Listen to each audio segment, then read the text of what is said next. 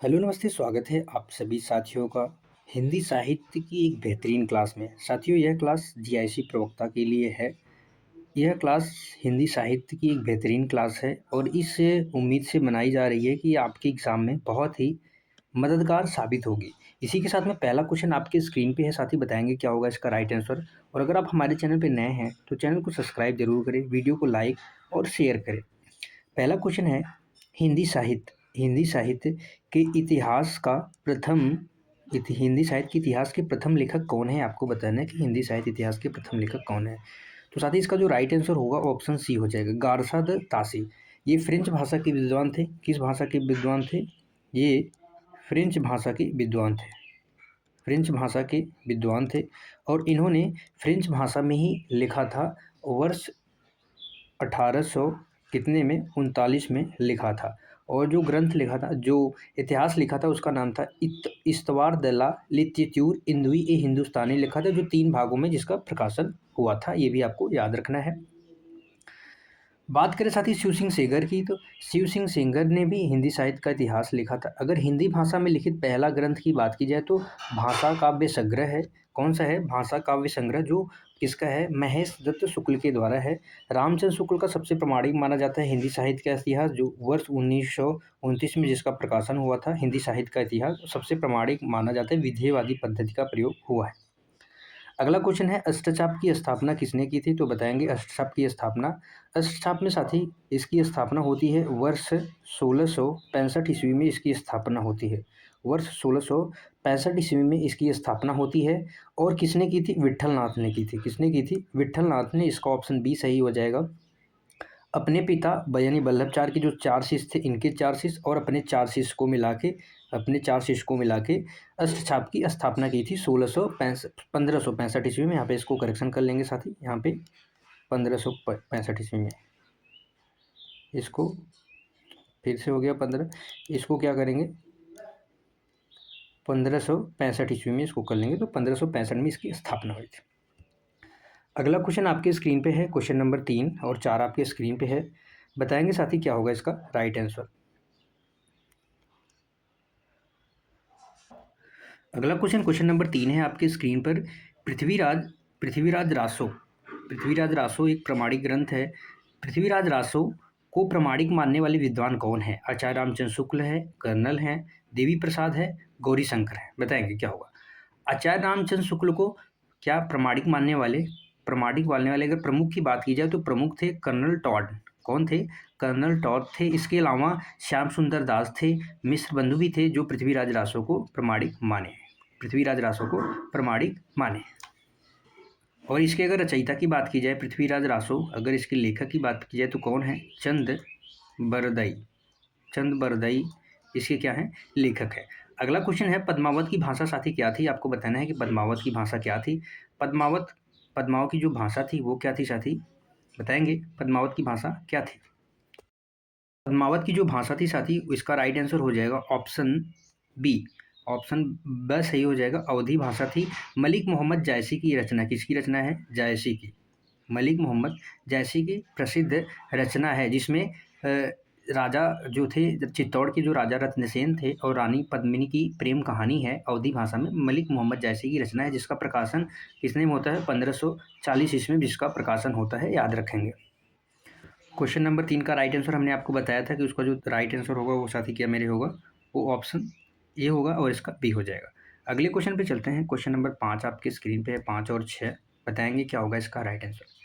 Question number 5 है, कबीर की भाषा, कबीर की वाणी का संग्रह बीजक कितने भाग में है। आपको बताना है कि बीजक कितने भाग में है। कबीर दास की जो वाणी का संग्रह है बीजक, किसने किया था साथी? उनके शिष्य एक थे धर्मदास। उनके शिष्य एक कौन से? धर्मदास उनके शिष्य थे, जो इसका संग्रह किया था। और किस वर्ष में किया था साथी? 1464 ईस्वी में इसका क्या किया था? संग्रह किया था। और भी इसके 3 भाग हैं, जिसमें साखी, शबद और रमैनी है, याद रखेंगे। कबीरदास जी की भाषा को सदुक्कड़ी या पंचमेल खिचड़ी भी कहा जाता है, ये भी आपको याद रखना है। अगला क्वेश्चन है, रीतिकाल को अलंकृत काल किसने कहा था? रीतिकाल को अलंकृत काल किसने कहा था? तो रीतिकाल को अलंकृत काल मिश्र बंधु ने कहा था। क्या कहा था? मिश्र बंधु ने रीतिकाल को अलंकृत काल कहा था। रीतिकाल नाम किसने दिया था? रामचंद्र शुक्ल जी ने रीतिकाल नाम दिया था। वहीं पे बात करें विश्वनाथ प्रसाद मिश्र जी ने, इन्होंने श्रृंगार काल कहा। किसको कहा? रीतिकाल को। रीतिकाल को क्या कहा? श्रृंगार काल कहा था। रमाशंकर शुक्ल रसाल और जॉर्ज ग्रियर्सन ने इसे क्या कहा था? कला काल कहा था। ये भी आपको याद रखना है। अगले क्वेश्चन पे चलते हैं। क्वेश्चन नंबर 7 और 8 आपकी स्क्रीन पे है, बताएंगे क्या होगा इसका राइट आंसर। क्वेश्चन नंबर 7 है आपके स्क्रीन पे, साथ ही बताएंगे कठिन काव्य का प्रेत किस कवि को कहा जाता है? कठिन काव्य का प्रेत किसे कहा जाता है? तो भूषण जी को कहा जाता है। इसका राइट केशव दास जी को कहा जाता है। ऑप्शन सी सही हो जाएगा। और यह उपाधि किसने दी थी? रामचंद्र शुक्ल जी ने यह उपाधि दी थी। रामचंद्र शुक्ल जी ने यह उपाधि दी थी। आपको ये भी याद रखना है, रामचंद्र शुक्ल जी ने यह उपाधि दी थी। इनकी एक रचना है रामचंद्रिका की क्लिष्टता के कारण इन्हें क्या की गई थी? कठिन काव्य का प्रेत कहा गया था रामचंद्र शुक्ल के द्वारा। याद रखेंगे। अगला क्वेश्चन है तुलसीदास के रामचरितमानस की रचना किस संवत में की गई थी? आपको बताना है, संवत आपको बताना है। तो इसका जो राइट आंसर हो जाएगा ऑप्शन ए हो जाएगा, संवत 1631 ईस्वी में हो जाएगा। चैत्र शुक्ल पक्ष रामनवमी के दिन इसकी रचना क्या की गई थी? प्रारंभ की गई थी। और तुलसीदास जी का जो रामचरितमानस है, इसमें कुल कितने कांड हैं साथी? तो 7 कांड है। और यह संपूर्ण हुआ था, यह अवधी भाषा में। सबसे पहले तो आप ये जानने की कौन सी भाषा में है, तो यह अवधी भाषा में है। ये भी आपको याद रखना है, अवधी भाषा में है। और यह 2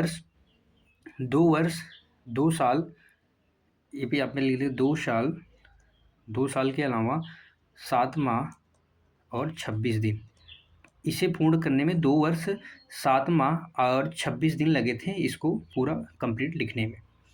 अगले क्वेश्चन पे चलते हैं। क्वेश्चन नंबर 9 और 10 आपके स्क्रीन पे है, बताएंगे साथी क्या होगा इसका राइट आंसर। यहाँ पे दिया हुआ है, बताएंगे क्वेश्चन नंबर 10 का राइट आंसर। 9 और 10, पुष्टि मार्ग का जहाज किसे कहा जाता है?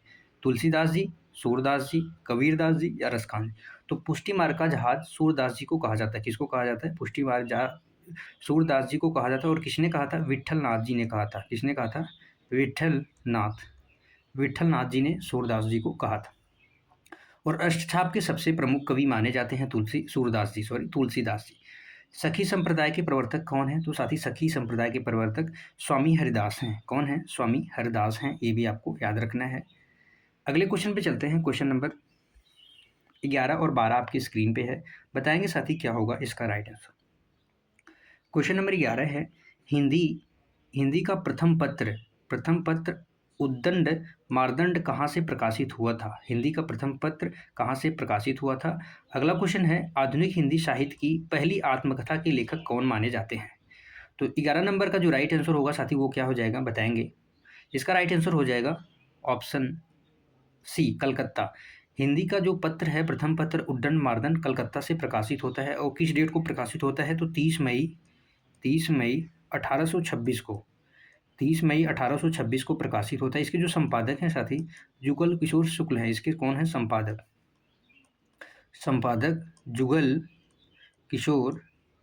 जुगल किशोर शुक्ल जी इसके संपादक हैं। ये भी आपको याद रखना है। एक साप्ताहिक पत्रिका है।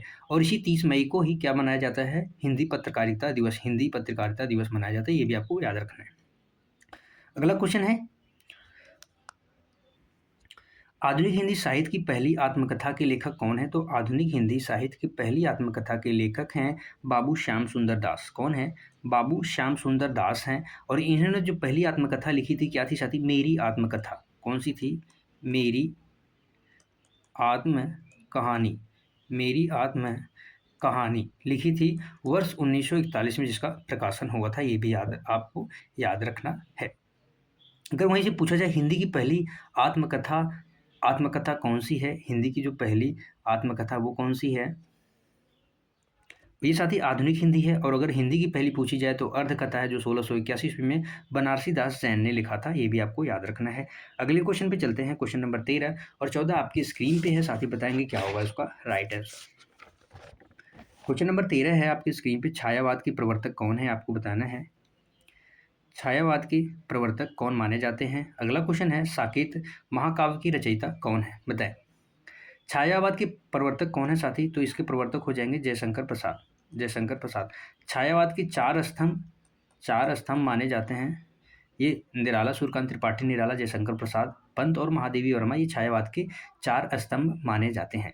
अगला क्वेश्चन है साकेत महाकाव्य के रचयिता कौन है? तो साकेत महाकाव्य के रचयिता है मैथिली शरण गुप्त, ऑप्शन ब सही हो जाएगा। साकेत महाकाव्य जो है साथ ही इसकी जो प्रकाशन हुआ था वर्ष 1931 में हुआ था। मैथिली शरण गुप्त इसके क्या है रचनाकार है। मैथिली शरण गुप्त पहले राष्ट्र कवि हैं, पहले क्या है राष्ट्र कवि हैं, जिनको किसने कहा था? एम के गांधी जी के द्वारा ये उपाधि दी गई थी। इनकी एक रचना आई भारत भारती जो 1912 में जिसका प्रकाशन हुआ, उसी रचना के लिए इन्हें राष्ट्रकवि की उपाधि महात्मा गांधी जी के द्वारा दी गई थी। इनकी कुछ अन्य रचनाएं जैसे यशोधरा, पंचवटी, जयद्रथवत आदि इनकी कुछ प्रमुख रचनाएं हैं जिसे आपको याद रखने की आवश्यकता है। अगले क्वेश्चन पे चलते हैं। क्वेश्चन नंबर 15 आपकी स्क्रीन पे है, साथ ही मेरे बताएंगे क्या होगा इसका राइट आंसर। क्वेश्चन नंबर 15 है तार सप्तक का प्रकाशन वर्ष क्या है? तार सप्तक का प्रकाशन और प्रगतिशील लेखक संघ की स्थापना आपको बताना है कब की गई थी। तो तार सप्तक का प्रकाशन बताएंगे तो इसके कुल 4 भाग में प्रकाशन हुआ है। जो पहला भाग प्रकाशित हुआ था वो 1943 में हुआ था। उसके बाद जो दूसरा भाग था साथ ही कहा था 1951 में था, और तीसरा भाग जो था 1959 में था, और चौथा भाग था 1979 में प्रकाशित हुआ था। 7 कवियों का समूह था, 7 कवि थे, और इसके हेड कौन थे? अज्ञे जी थे। इसके हेड कौन थे? अज्ञे जी हैं, ये भी आपको याद रखना है। प्रगतिशील लेखक संघ की स्थापना हुई थी वर्ष 1936 में, ऑप्शन ब इसका सही हो जाएगा। और इसके जो प्रथम अध्यक्ष थे, पूछा जाए प्रथम अध्यक्ष कौन थे, तो प्रथम जो अध्यक्ष थे कौन से? मुंशी प्रेमचंद जी थे। कौन थे? प्रेमचंद जी थे, ये भी आपको याद रखना है। और इसका प्रकाशन कहाँ पे हुआ था साथी? लखनऊ में हुआ था, ये भी आपको याद रखना है। लखनऊ में हुआ था, ये भी आपको याद रखना है। अगला क्वेश्चन, क्वेश्चन नंबर 17 आपकी स्क्रीन 17 और 18 आपकी स्क्रीन पे है, बताएंगे क्या होगा इसका राइट आंसर। क्वेश्चन नंबर 17 है निराला। निराला की किस कविता को निराला यानी सूर्यकांत त्रिपाठी निराला जी की किस कविता को महाकाव्यात्मक गरिमा प्राप्त है? ये है क्वेश्चन नंबर 17। 18 है मधुशाला की रचयिता कौन है? मधुशाला की रचयिता कौन है? तो निराला जी की सरोज स्मृति, कुकुरमुत्ता, राम की शक्ति पूजा और जूही की गली, ये चारों रचनाएं किसकी है? सूर्यकांत त्रिपाठी निराला जी की हैं। तो महाकाव्य काव्यात्मक जो गरिमा प्राप्त है वो राम की शक्ति पूजा, ऑप्शन ब इसका सही हो जाएगा। जिसका प्रकाशन होता है वर्ष 1936 में इसका प्रकाशन होता है, और इस रचना को इन्हें क्या प्राप्त है? महाकाव्यात्मक गरिमा प्राप्त है, ये भी आपको याद रखना है। मधुशाला के रचयिता हैं हरिवंश राय बच्चन जी हैं, इसका राइट आंसर हो जाएगा ऑप्शन में हरिवंश राय बच्चन। मधुशाला, मधुबाला, मधुकलश, ये सब क्या हैं? इनकी रचनाएं हैं, जिसका मधुशाला का प्रकाशन होता है वर्ष 1935 में। कब प्रकाशन होता है? वर्ष 1935 में इसका प्रकाशन होता है। अगला क्वेश्चन, क्वेश्चन नंबर 19 और 20 आपके स्क्रीन पे है, दोनों क्वेश्चन है, बताएंगे फटाफट से साथ ही मेरे क्या होगा इसका राइट आंसर। क्वेश्चन नंबर 19 है आपके स्क्रीन पर, उर्वशी एक रचना है जो रामधारी सिंह दिनकर जी की रचना है, इसको ज्ञानपीठ पुरस्कार कब मिला था ये आपको बताना है। अगला क्वेश्चन है प्रयोगवाद शब्द का प्रयोग सबसे पहले किसने किया था, ये अभी आपको बताना है। ज्ञानपीठ पुरस्कार की स्थापना सदी 1961 में होती है, 1961 में होती है, और हिंदी का पहला जो मिला था 1968 में मिला था चिदम्बरा के लिए। किसके लिए मिला था? चिदम्बरा के लिए मिला था, वो भी सुमित्रा नंदन पंत जी को मिला था। ये पहले 22 भाषाओं में दिया जाता था, और 2018 से एक भाषा में और दिया जाता है। वो कौन सी भाषा है? इंग्लिश भाषा है। तो वर्तमान में कुल 23 भाषाएं हैं जिसमें ज्ञानपीठ पुरस्कार दिया जाता है। तो उर्वशी के लिए जो रामधारी सिंह दिनकर जी को मिला था वर्ष 1972 में मिला था, ये भी आपको याद रखना है। उर्वशी का प्रकाशन होता है वर्ष 1961 में इसका प्रकाशन होता है, और 1972 में इसको ज्ञानपीठ पुरस्कार इस रचना के लिए दिया जाता है, ये भी आपको याद रखना है। इसकी स्थापना 1961 में होती है, लेकिन यह 1965 से दिया जाता है, 1965 से दिया जाता है। 1968 में पहला हिंदी का मिला था। प्रयोगवाद शब्द का सबसे पहले प्रयोग किसने किया था? तो प्रयोगवाद शब्द का सबसे पहले प्रयोग आचार्य नंद दुलारे वाजपेयी जी ने किया था, इसका राइट आंसर हो जाएगा ऑप्शन ब सही हो जाएगा। इन्होंने प्रयोगवाद को साथ ही बैठे ठाले का धंधा भी कहा था। इन्होंने प्रयोगवाद को कहा था बैठे ठाले का धंधा, बैठे ठाले का धंधा इन्होंने प्रयोगवाद को कहा था। अगर वहीं प्रयोगवाद के प्रवर्तक की बात की जाए, किसकी बात की जाए? प्रवर्तक की बात की जाए तो उसके प्रवर्तक हैं अज्ञे जी हैं। इन्होंने इसका प्रारंभ किया था तार सप्तक में, तार सप्तक के साथ ही प्रयोगवाद का प्रारंभ किया था, इसलिए अज्ञे जी को क्या माना जाता है? प्रवर्तक माना जाता है। लेकिन सबसे पहले प्रयोग शब्द का सबसे पहले प्रयोग नंदुलारे वाजपेयी जी ने किया था, ये भी आपको याद रखना है। इसी के साथ में अगले क्वेश्चन पे चलते हैं। हमारी गाड़ी स्पीड पकड़े हुए है, अब हमको क्या करना है कि रुकना नहीं है, फटाफट से 50 क्वेश्चन है जो उसको हम अच्छे से कवर कर लेंगे। 21 नंबर का क्वेश्चन है आपके स्क्रीन पे साथी, हिंदी का प्रथम उपन्यास यानी परीक्षा गुरु हिंदी का प्रथम उपन्यास है, इसके लेखक आपको बताना है कौन है, सिंपल सा क्वेश्चन है। अगला क्वेश्चन है गोदान उपन्यास का प्रमुख पात्र आपको बताना है कौन सा है, प्रमुख पात्र कौन सा है। परीक्षा गुरु हिंदी का प्रथम उपन्यास है, वर्ष 1982 में इसका प्रकाशन होता है, वर्ष 1982 में। और यह किसका है साथी, लाला श्रीनिवास दास का है, लाला श्रीनिवास दास, ऑप्शन ब इसका क्या हो जाएगा, करेक्ट हो जाएगा। और मौलिक उपन्यास भी पूछा जाए तो वो कौन सा होगा, परीक्षा गुरु ही होगा। अगला है गोदान उपन्यास के प्रमुख पात्र, गोदान प्रेमचंद की रचना है जो किसान जी के जीवन पे है, किसकी है, प्रेमचंद की रचना है जो किसान के ऊपर है, किसके ऊपर है साथी, किसान के ऊपर है। और मुख्य पात्र इसमें कौन है, होरी है, तो इसका राइट आंसर हो जाएगा होरी। ये क्या है साथी, इसमें नायक है, होरी क्या है इसमें नायक है। और जिसकी पत्नी है नायिका वो क्या है, धनिया, धनिया क्या है इसकी नायिका है, तो ये भी आपको याद रखना है। अगले क्वेश्चन पे चलते हैं, क्वेश्चन नंबर 23 और 24 आपकी स्क्रीन पे है, बताएं क्या होगा इसका राइट आंसर। क्वेश्चन नंबर 23 है, एक और द्रोणाचार्य, एक और द्रोणाचार्य नाटक है, ये किसका है आपको ये बताना है। परिंदे कहानी के लेखक कौन है आपको बताना है, फटाफट से, रचनाओं से बेस्ड क्वेश्चन है आपकी स्क्रीन पे, बढ़िया बढ़िया क्वेश्चन हैं, बताएंगे साथी। एक और द्रोणाचार्य, एक और द्रोणाचार्य की रचनाकार कौन है। एक और द्रोणाचार्य के रचनाकार हैं शंकर शेष हैं। कुछ अन्य रचनाएं जैसे आप कोमल गांधार भी कह सकते हैं, रक्त बीज कह सकते हैं, मायावी सरोवर भी कह सकते हैं, इनकी प्रसिद्ध रचनाएं हैं जो अक्सर एग्जामों में पूछी जाती हैं। परिंदे कहानी के लेखक हैं, परिंदे कहानी के लेखक हैं निर्मल वर्मा, कौन है, निर्मल वर्मा है, जो इसका प्रकाशन होता है वर्ष 1957 में इसका प्रकाशन होता है। अन्य इनके कुछ रचनाएं जैसे अंधेरे में, डायरी का खेल या पिकनिक या लंदन की रात आदि क्या है। और एक रचना है इनकी, निर्मल वर्मा की एक रचना है कौवे का काला पानी, कौवे का काला पानी, कौवे का काला पानी को वर्ष 1983 में इस रचना के लिए क्या मिला था, साहित्य अकादमी पुरस्कार मिला था। कौन सा मिला था, साहित्य अकादमी पुरस्कार मिला था कौवे का काला पानी रचना के लिए, ये भी आपको याद रखना है। अगले क्वेश्चन पे चलते हैं, क्वेश्चन नंबर 24 और 25 आपके स्क्रीन पे, 25 और 26 सॉरी 25 और 26 आपके स्क्रीन पे, बताएंगे क्या होगा इसका राइट आंसर। एक रचना है आषाढ़ का एक दिन, नाटक का केंद्र क्या है आपको ये बताना है, केंद्र में कौन है। और बाणभट्ट की आत्मकथा जो है किस विधा की रचना है ये आपको बताना है। आषाढ़ का एक दिन साथी यह मोहन राकेश की रचना है, किसकी रचना है, मोहन राकेश, मोहन राकेश, यह मोहन राकेश की रचना है। और यह किसका, इसका नाटक का मुख्य केंद्र क्या है, कालिदास, राइट आंसर हो जाएगा ऑप्शन से, कालिदास इसका मुख्य केंद्र है। और इसमें साथ ही मल्लिका भी है, पात्र है, नाटक का केंद्र भी है, लेकिन मुख्य जो केंद्र है वो कौन है, कालिदास है, मोहन राकेश की रचना है। बाणभट्ट की आत्मकथा साथी क्या है, यह एक उपन्यास है, इसका राइट आंसर हो जाएगा ऑप्शन से, उपन्यास है। वर्ष 1946 में इसका प्रकाशन होता है, आचार्य हजारी प्रसाद द्विवेदी जी का नाटक है। और किसके ऊपर आधारित है, बाणभट्ट के जीवन पे आधारित है, किसके ऊपर, बाणभट्ट के जीवन पे आधारित है। अगले क्वेश्चन पे चलते हैं, क्वेश्चन नंबर 27 और 28 आपकी स्क्रीन पे आने वाला है, बताएंगे फटाफट से साथी मेरे क्या होगा इसका राइट आंसर। क्वेश्चन नंबर 27 है, चीफ की दावत, एक रचना है चीफ की दावत, कहानी के रचनाकार कौन है। अगला क्वेश्चन है, मैला आंचल कैसा उपन्यास है, मानव ऐतिहासिक उपन्यास है, सामाजिक है, आंचलिक है या मनोवैज्ञानिक है। चीफ की दावत यह भीष्म साहनी की रचना है, किसकी है साथी, भीष्म साहनी की रचना है, ऑप्शन है सही हो जाएगा। इसका प्रकाशन होता है वर्ष 1956 में होता है। और भीष्म साहनी की एक रचना है क्या, तमस, एक रचना इनकी बहुत प्रसिद्ध है तमस। 1975 में इस रचना के लिए, 1975 में इस रचना के लिए इन्हें साहित्य अकादमी मिला था, कौन सा पुरस्कार मिला था, साहित्य अकादमी पुरस्कार मिला था, ये भी आपको याद रखना है। मैलांचल ये एक आंचलिक उपन्यास है, कैसा है, आंचलिक उपन्यास है, किसका है, फणीश्वरनाथ रेणु जी का है। और फणीश्वरनाथ रेणु जी को आंचलिक उपन्यास के जन्मदाता भी कहा जाता है, क्या कहा जाता है, आंचलिक उपन्यासकार का जन्मदाता भी कहा जाता है। और मैलांचल का जो प्रकाशन होता है वर्ष 1954 में होता है, ये भी आपको याद रखना है। अगले क्वेश्चन पे चलते हैं, क्वेश्चन नंबर 29 और 30 आपकी स्क्रीन पे है, रैपिड फायर की तरह हम 50 क्वेश्चन करेंगे।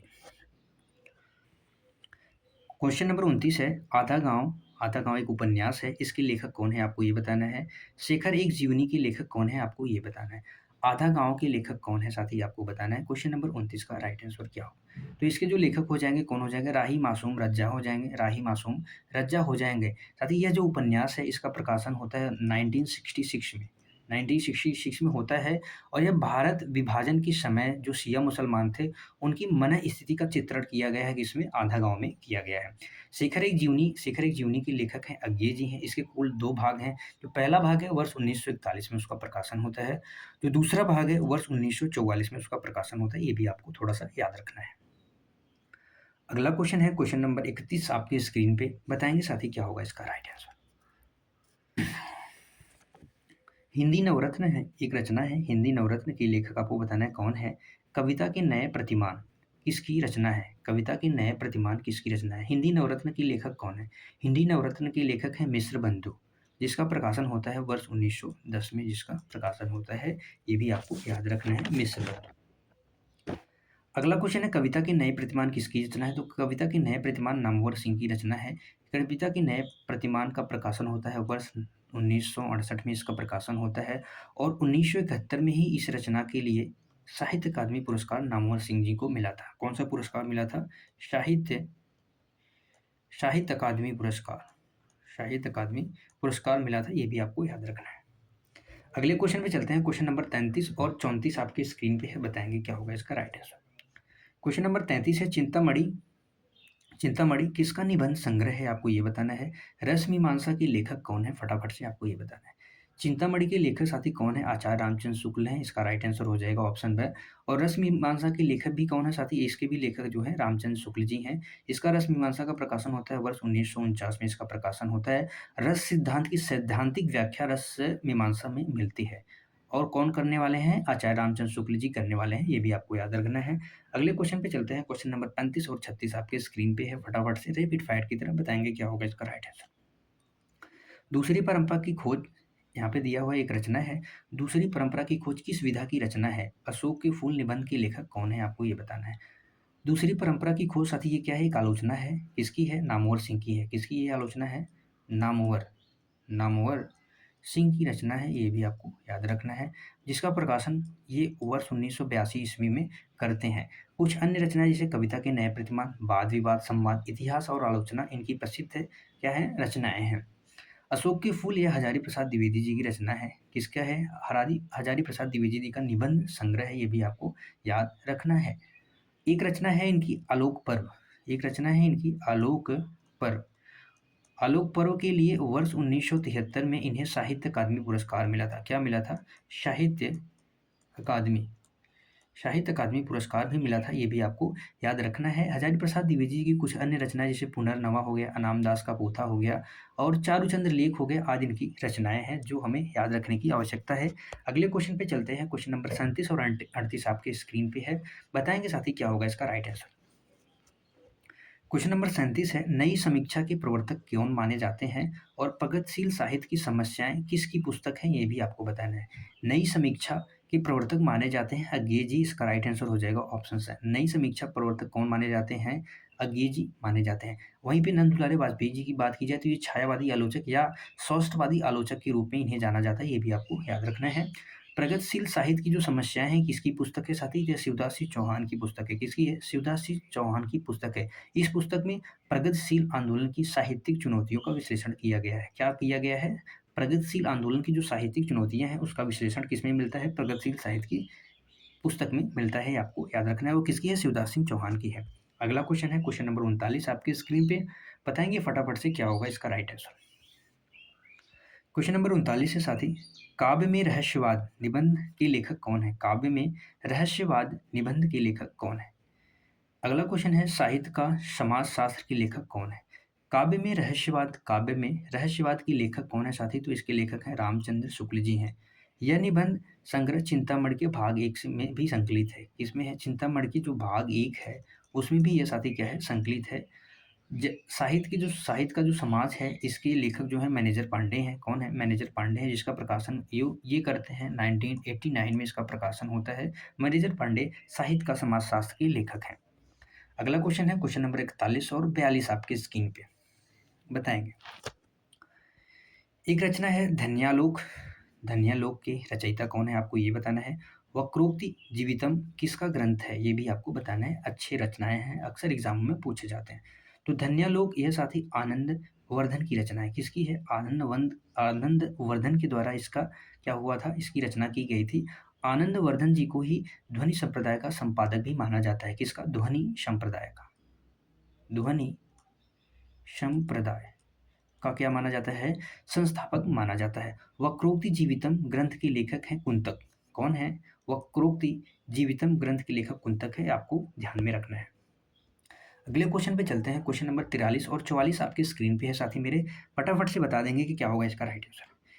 साधारणीकरण का जो सिद्धांत है, साधारणीकरण का जो सिद्धांत है, ये किसने दिया था, आपको बताना है। अगला है शब्दार्थों संहितो काव्यम, यह किसकी परिभाषा है, काव्य के लिए परिभाषा दी गई है, तो यह किसकी परिभाषा है, यही आपको बताना है। जो साधारणीकरण है साथी, इसका जो सिद्धांत है वो किसने दिया था, भट्टनायक ने दिया था। ऑप्शन इसका सही हो जाएगा, भट्टनायक ने दिया था। इन्हें अपने ग्रंथ हृदय दर्पण में दिया था। इनका एक ग्रंथ है हृदय दर्पण, जो वर्तमान में क्या है, उपलब्ध नहीं है, उसमें इसका सिद्धांत दिया था। अगला क्वेश्चन है शब्दार्थों संहितो काव्यम, इसका जो अर्थ होता है साथी क्या होता है, शब्द और अर्थ का सहित भाव मेल, यानी शब्द और अर्थ का सहित भाव जो मेल होता है वही क्या होता है, काव्य होता है, इसका सही अर्थ है। और ये किसने कहा था साथी, आचार्य भामा ने कहा था। किसने कहा था, आचार्य भामा ने कहा था। इसका राइट आंसर हो जाएगा, यह परिभाषा दी थी आचार्य भामा ने। अगले क्वेश्चन पे चलते हैं। क्वेश्चन नंबर 45 और 46 आपके स्क्रीन पे है, बताएंगे क्या होगा इसका राइट आंसर। क्वेश्चन नंबर 45 है आपके स्क्रीन पे साथी, रीतिकाल रीतयुग को श्रृंगार काल किसने कहा था, आपको ये बताना है। रीतकाल या रीतयुग आप जो भी कहें, तो रीतकाल को रीतयुग किसने कहा था, ये आपको ये बताना है। कवि वचन सुधा पत्रिका के संपादक कौन है। रीतकाल या रीतकाल या रीतयुग कहो, जो भी कहो। तो रीतकाल पहले तो नाम ये शुक्ल जी ने कहा था, और इसको श्रृंगार काल किसने कहा था, तो विश्वनाथ जी ने कहा था, विश्वनाथ प्रसाद मिश्र इसका राइट आंसर हो जाएगा। और जॉर्ज ग्रियर्सन जी ने कलाकाल, और रमाशंकर शुक्ल रसाल जी ने भी क्या कहा था, कलाकाल भी कहा था, आपको याद रखना है। मिश्र बंधु ने इसे क्या कहा था, अलंकृत काल भी कहा था। क्या कहा था, अलंकृत काल। अगला क्वेश्चन है कवि वचन सुधा पत्रिका के संपादक कौन है, आपको बताना है। तो कवि वचन सुधा पत्रिका के जो प्रकाशन है साथी वो कौन है, भारतेंदु हरिश्चंद्र जी हैं। कवि वचन सुधा पूछा जाए, बाला बोधनी पूछा जाए, हरिश्चंद्र चंद्रिका पूछा जाए, तो सबकी प्रकाशन कौन है, भारतेंदु हरिश्चंद्र जी है। कवि वचन सुधा का जो प्रकाशन होता है ये कहाँ से होता है, वाराणसी से होता है, और वर्ष 1867 से इसका प्रकाशन होता है, ये भी आपको याद रखना है। अगला क्वेश्चन है क्वेश्चन नंबर 47 और 48 आपकी स्क्रीन पर, फटाफट से साथी बताएंगे क्या होगा इसका राइट आंसर। क्वेश्चन नंबर 47 है, सरस्वती पत्रिका के यशस्वी संपादक पूछा है आपसे कौन है। निराला की जो साहित्य साधना है, जीवनी की लेखक कौन है। एक जीवनी है निराला की साहित्य साधना, इसके लेखक कौन है, आपको ये बताना है। सरस्वती पत्रिका की जो यशस्वी संपादक हैं वो कौन है साथी, महावीर प्रसाद द्विवेदी जी हैं, जिन्होंने 1903 से लेकर 1920 तक इसका संपादन किया, यशस्वी संपादक थे।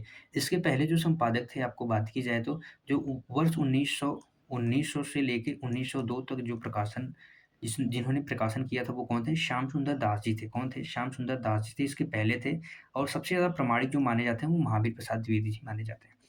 निराला की साहित्य साधना जो जीवनी है साथी, यह डॉक्टर रामविलास शर्मा की है। किसकी है, डॉक्टर रामविलास शर्मा की है। ऑप्शन ए इसका सही हो जाएगा, जिसका प्रकाशन वर्ष 1969 में, यानी वर्ष 1969 में इसका प्रकाशन होता है। और इसी रचना के लिए वर्ष 1977 में इन्हें क्या मिला था, साहित्य अकादमी पुरस्कार मिला था। रामविलास शर्मा जी को साहित्य अकादमी पुरस्कार किस रचना के लिए मिला था, निराला की साहित्य साधना जीवनी के लिए मिला था। अगला क्वेश्चन है क्वेश्चन नंबर 49 और 50, आज का आखिरी क्वेश्चन आपके स्क्रीन पे है, फटाफट से बताएंगे साथी क्या होगा इसका राइट आंसर। 49 नंबर का क्वेश्चन है, आवारा मसीहा किसकी जीवनी पर आधारित है। क्या भूलूं क्या याद करूं किस विधा की रचना है, आपको ये बताना है। आवारा मसीहा साथी यह जीवनी जो है किसके ऊपर है, तो यह जीवनी शरद चंद्र चट्टोपाध्याय, ये बांग्ला लेखक हैं, और इनकी जीवनी है किसकी है, शरद चंद्र चट्टोपाध्याय के जीवन पर आधारित यह जीवनी है, जिसका प्रकाशन वर्ष 1974 में होता है, ये भी आपको याद रखना है। और किसकी रचना है, यह विष्णु प्रभाकर की है। विष्णु प्रभाकर विष्णु प्रभाकर की यह रचना है, आपको ये याद रखना है। क्या भूलूं क्या याद करूं साथी, यह हरिवंश राय बच्चन जी की रचना है। किसकी है, बच्चन जी की रचना है, हरिवंश राय बच्चन जी की यह रचना है। और यह साथी क्या है, एक आत्मकथा है। ऑप्शन बी इसका सही हो जाएगा, वर्ष 1969 में इसका प्रकाशन होता है, यह आत्मकथा है। इसी कृति के लिए इन्हें सरस्वती सम्मान मिला था। हरिवंश राय बच्चन जी को क्या भूलूं क्या याद करूं इसी कृति के लिए क्या मिला था, सरस्वती सम्मान मिला था, ये भी आपको याद रखना है। इनके कुछ अन्य रचनाएं जैसे मधु कलश हो गया, मधुबाला हो गया, मधुशाला हो गया, ये आदि बच्चन जी की रचनाएं हैं, आपको याद रखने की आवश्यकता है। ठीक है साथी, कमेंट में साथी जरूर बताएं। आज के लिए 85 क्वेश्चन थे, रैपिड फायर की तरह हमने कुछ 25 से 32 मिनट में हमने सारे क्वेश्चन कवर कर लिए हैं। 50 क्वेश्चन एकदम रैपिड फायर की तरह। फिर मिलेंगे अगली क्लास में, तब तक के लिए बाय बाय साथी। थैंक यू सो मच, खुश रहिए मस्त रहिए, एक प्यारा सा कमेंट करेंगे जरूर क्लास कैसी लगी। तब तक के लिए बाय बाय, जय हिंद साथियों।